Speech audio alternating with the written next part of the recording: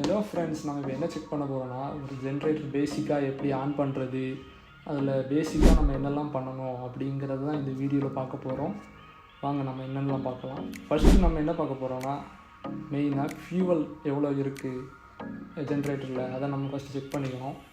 Next நம்ம என்ன பார்க்க போகிறோன்னா, பேட்ரியோட டெர்மினலு, பேட்ரி ஏதாச்சும் ஸ்பார்க் ஆகுதா அந்த மாதிரி அதை செக் பண்ணிக்கணும். தேர்டு என்ன பார்க்க போகிறோன்னா, இன்ஜினோட ஆயில் லெவலு, அதோட விஸ்காசிட்டி நம்ம செக் பண்ணி பார்த்துக்கணும். ஓகேவா? தேர்டு வந்து நம்ம ஆயில் ஃபில்ட்ரு லீக் ஆகுதா அந்த மாதிரி செக் பண்ணி பார்த்துக்கணும். நெக்ஸ்ட் நம்ம என்ன பார்க்க போகிறோம்னா, ஜென்ரேட்டரோட மெயின் பேனல், அவுட்புட்டு பிரேக்கரும் மேலே இருக்கிறது வந்து ஜென்ரேட்டரோட டிஸ்பிளே, ஸ்டேட்டஸ் காட்டுற டிஸ்பிளேயில் மெயினாக வந்து on off, manual mode, auto mode அப்படி 2 ஆப்ஷன் இருக்குது.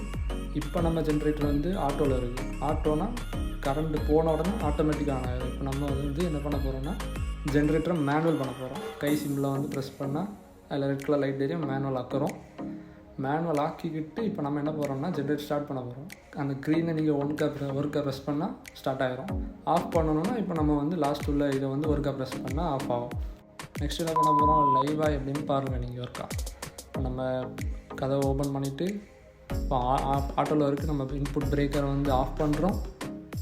ஆஃப் பண்ணிவிட்டு என்ன பண்ணுறோம், ஜஸ்ட் நம்ம செக் பண்ணுறதுக்காண்டி இப்போ ஆட்டோவில் இருக்கிறத மேனுவலில் போட்டுட்டு ஜென்ரேட்டரை வந்து ஸ்டார்ட் பண்ண போகிறோம்.